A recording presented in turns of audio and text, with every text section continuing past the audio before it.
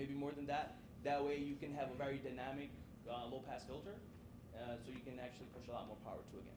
And finally, of course, the DSP microcontroller, we were using an IC, which is down to a very hardware level of design. Instead, if you use a DSP microcontroller, you can actually have more dynamic in terms of you can develop a software and you can make some parameters changes while you're developing your design. For our buck converter, we wanted to the 12 volts down to 10 volts. This would supply a perfect voltage level for our DC loads and powering the Arduino. Our integrated circuit was perfect for step-down voltage regulation. It performs pulse width modulation and sends the duty cycle to the supplies energy to the inductor and the capacitor.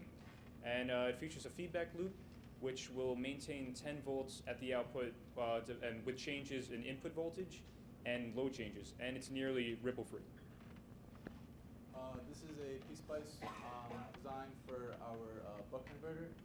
For this particular buck, this was going to be powering our Arduino, which would be powered from our battery. Since we had a range of voltage levels from the battery ranging from 13.2 volts to 11.5 volts, we had to ensure that the output of the buck would be able to have a constant 10 volts out. This was achieved using the feedback loop that Joe discussed. We chose to go with 1% tolerance resistors as it would give a better accurate feedback to our regulator. This is the soldered buck converter that we had.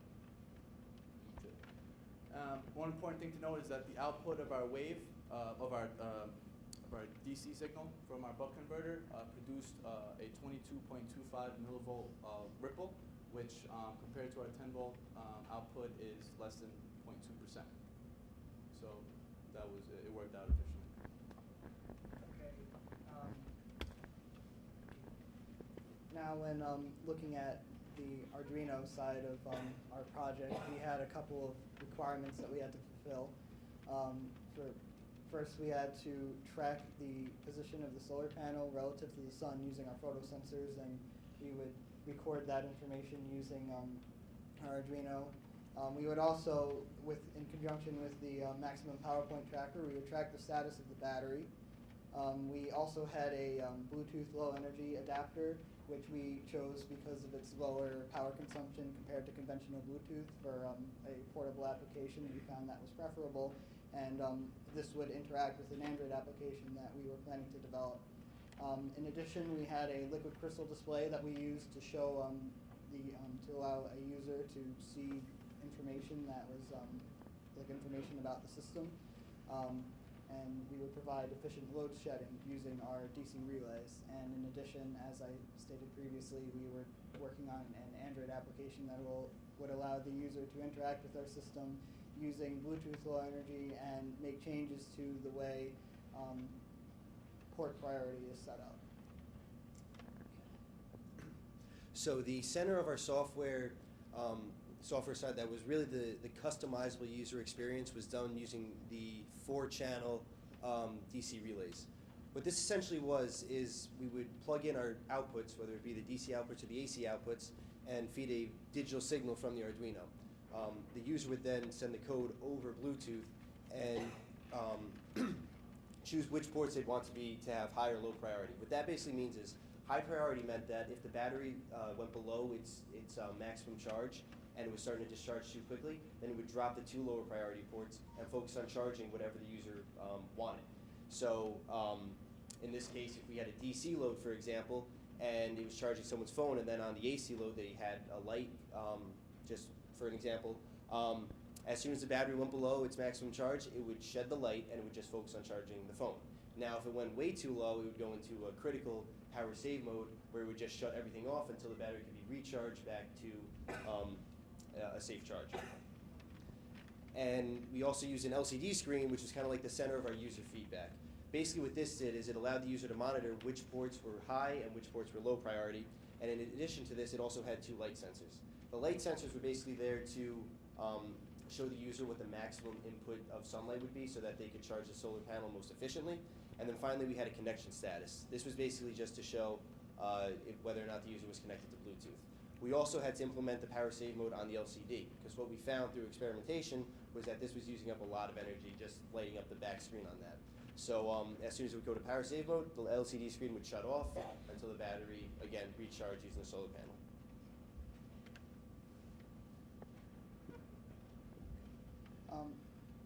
Right, so in addition to the other peripherals that we just discussed, we have a Bluetooth Low Energy chip. It's an Adafruit NRF 8000 Bluetooth Low Energy breakout board. We use that to allow for communication with outside applications over a simulated UART serial connection. And this was central to our load shedding process, as this allows the user to send over characters over the simulated serial connection, and each character update characters, which was fit to suit our three. So we would have 3 ports, and that would create 8 possibilities for load shedding. So we would have a character for every set of ports that we would use, and the user would send a character over. The Arduino would take that character off the virtual serial connection and interpret that as a set of port priorities and set the ports as needed for the application.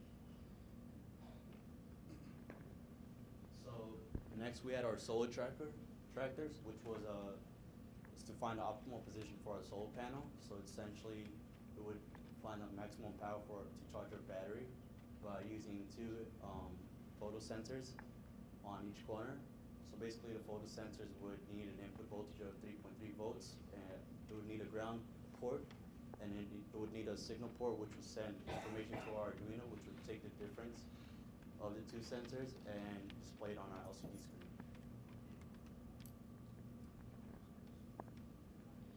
Okay, so we were planning on developing an Android application to work with our device. Before we started working with it to test the system out, we were using a third-party application to send characters over the serial line to make sure that our system was working.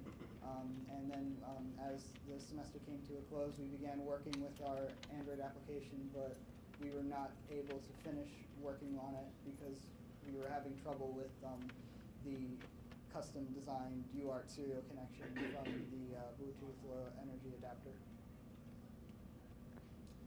We were just going to demonstrate ability. Yeah. So what we're going to show here is that what the system was supposed to do was it was supposed to reference an LED within the MPPT, and that would give the state of charge of the battery. And this was going to be sent to the software team. But what we're going to demonstrate here is a simulation of that. We're going to adjust the voltage of the DC power supply, and we'll see how loads will shed depending on the user's preferences. Okay, so what we're doing now is we're basically going to set one of these devices to a higher priority than the other 2. I'm setting this DC, this AC lamp to high priority. And then as soon as this voltage reading changes, which would simulate the battery LED changing a different light and getting feedback from it. We were charging 2 cell phones there, and they both shut off because they are in the low priority mode, and the AC is in the high priority mode. But if I change the priority such that the this AC light isn't a high priority port anymore, the light That would shuts shut off. off. The light And shuts now it's charging this phone. Okay, and now in the event that the battery reaches a critical level, the voltage would increase even more, and then everything would be shut off, including the LCD screen, until the solar panel can be charged up sufficiently again so that it can continue to charge the 3 outputs. Okay. And here is we have a short demonstration of. Yeah, you wanna- Okay. Yep. So here,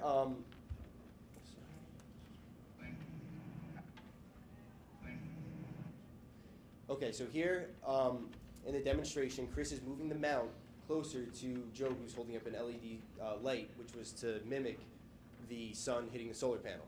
And as you can see, the light sensors continue to change as they continue as the light readings differ on each one until we get to about here, where. Okay. Yeah. A little bit more. Right here, where they're about even, and that means that it's getting the optimal amount of sun, and that means that the solar panel is even with where the sun is. And if you look back here at this picture, that is where Joe is holding up. That is where Joe was holding up the LED to the solar panel.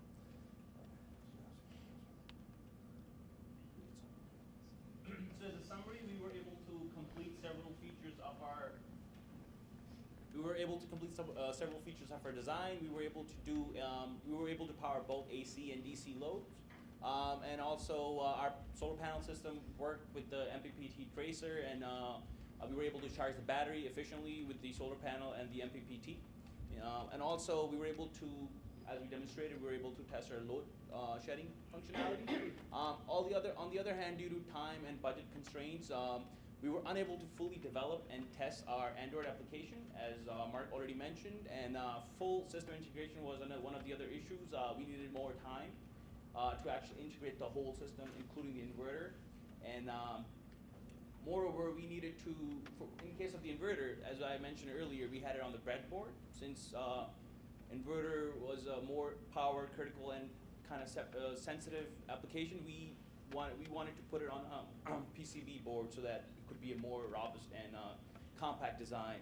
Because on the breadboard, while we were putting everything together to do our final test, we experienced a short circuit, and that actually damaged our IC. Finally, we could have made the system lighter. Right now, it weighs about 45 pounds. Battery, it weighs around 30 pounds, and I would say the transformer was around 10 pounds, which is a lot of weight. If we could have actually bought a high frequency transformer, which again we would have to invest more money in that, we could have actually decreased the size and the weight of the system in total. And also, instead of using a lead acid battery, if you could have used a lithium ion, more high powered